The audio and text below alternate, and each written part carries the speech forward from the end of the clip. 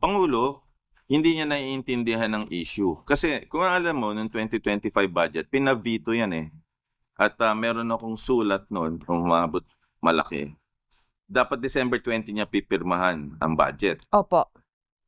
Pinirmahan niya December 30, araw ng Jose Rizal. Tanda ko yan eh. Mhm.